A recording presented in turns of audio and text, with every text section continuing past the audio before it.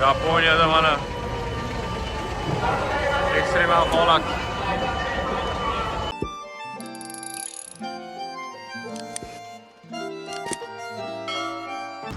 Bugun Yaponiya sayohatimiz 3-kuni. Bugun biz har xil turistik joylarga bormoqchimiz. Shu qatorda parallelni ko'chalarini qiziq bo'lgan layfhacklarni aytib ketamiz. Ana ketdik. Mana biz metro bekatidamiz. Mana gunasak. Bu YouTube'ga qo'yiladi farqi. Metroga qatib chiqamiz. Agar mana shu telefonga tushib ketsa bormi? Hayot tugadi degan joyi. Ketdik. Mana Yaponiyaning eng mashhur joylaridan bittasi Hram. Sensoji, Tokiodagi eng qadimiy Budda ibodatxonasi. U 628-yilda barpo etilgan. Afsonaga ko'ra, Sumida daryosidan Kannon ma'budasi haykali topilgan va aynan shu joy muqaddas deb e'lon qilingan.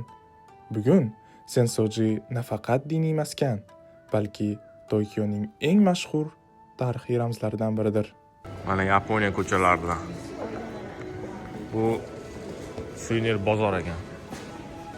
Har xil suvenirlar sila bo'lar ekan bu yerda. Shuni anaqaning yonida ekan bu ham. Hrammi? Mana sansilan qaranglar. 4900 ekan, 2900.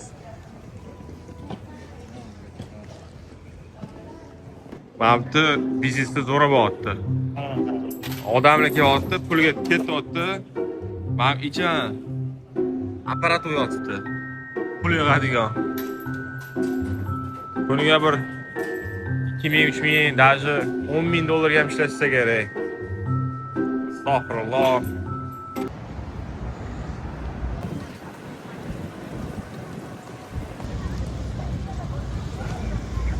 Mana biz imperatorskiy dvorets oldiga keldik. Manzara prям wow.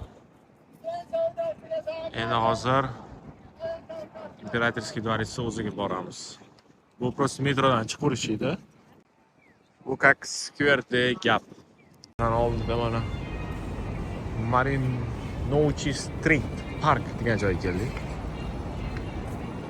Mana prям шикарный ko'cha ekan. Bitlari ham, o'zi ham. Bizni Yaponiyada bir qanday boshindagi nima bu? Ular sovuq bo'lganidan qoldim. Yaxshi. Shahar mana. Biz manzilimizga borguncha boshqa joylarni ko'rib qolamiz, chiroyli. Mana Imperatorskiy plazaga keldik. Imperial nima? Imperial Palace'ga keldik mana. Kirishmadi oldinlar. Endi shu bilan qaytib ketamiz. Kamera bilan kirishmas ekan mana. Keyin boshqa nimadir o'ragancha unga ham kirishmadi mana. Mana endi bo'lib turadi shunaqa. Mana soat 4:35 bo'ldi. O'sha quyosh botyapti mana. Bu yerda shom примерно 5 ga yaqinda o'sha qorong'u tushar ekan. Mana keng lokatsiya bo'yicha yo'lga ketyapmiz. Shahar chiroyligidan prям og'zing qolar ekan. Gap yo'q ekan. Har bitta burchiga o'ziga yarasha go'zal.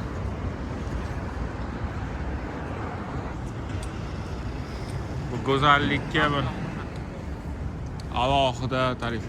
Mana biz Yaponiyani Ginza degan ko'chasiga keldik. Ginza Tokiodagi eng nufuzli va tarixiy ko'chalardan biri. Bu yerda dunyoga mashhur brendlarning ulkan do'konlari, zamonaviy osmono'par binolar va hashamatli savdo markazlari joylashgan. Qiziq tomoni, yakshanba kunlari asosiy ko'cha avtomobillar uchun yopiladi va butun hudud piyodalar maydoniga aylanadi. Ginza ko'plab global brendlar uchun Osiyodagi eng muhim flagship nuqtalardan biri hisoblanadi. Kunduzlari bu yer biznes va savdo markazi sifatida yashaydi. Kechalari esa neon chiroqlar ostida hashamatli hayot manzarasi namoyon bo'ladi. Ginza zamonaviy Yaponiya ruhi, tartib, uslub va texnologiya uyg'unligidir. Mana shu Yaponiyaning mashhur bir to'da odam o'tadigan Shibuya ko'chasi. New York na minimalka yo'lchimiz. Boshlanadi. Mana Shibuya Crossing.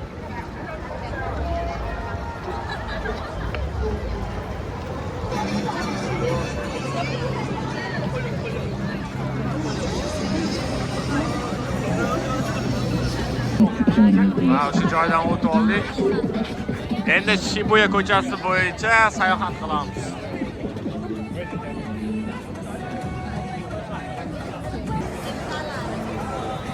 Odam ko'p. Dushanba bugun shunda ham turistlar bilan gavjum ko'chalar.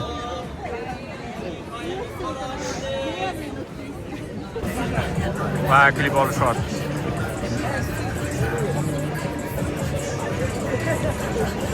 Koreyada, Yaponiyada pojar mana.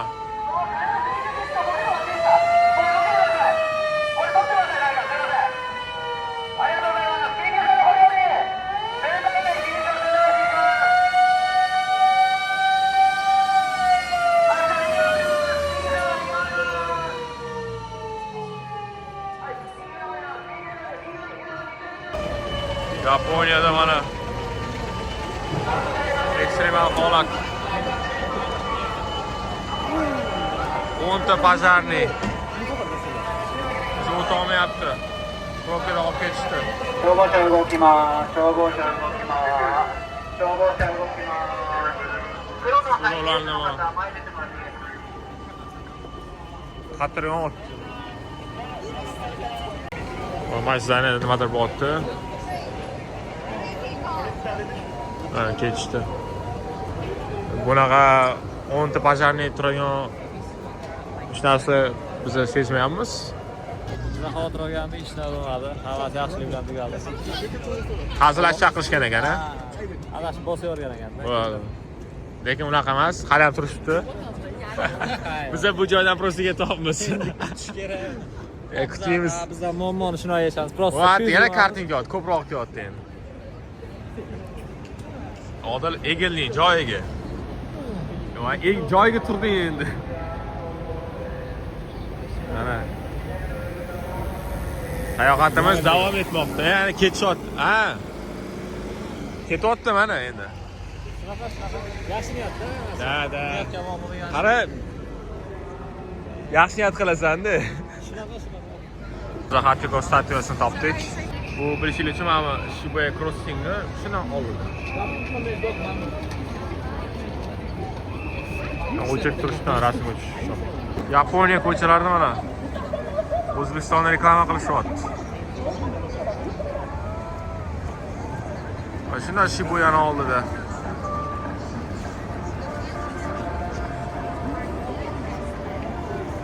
Faxrlansanglar bo'ladi o'zbekliklardan.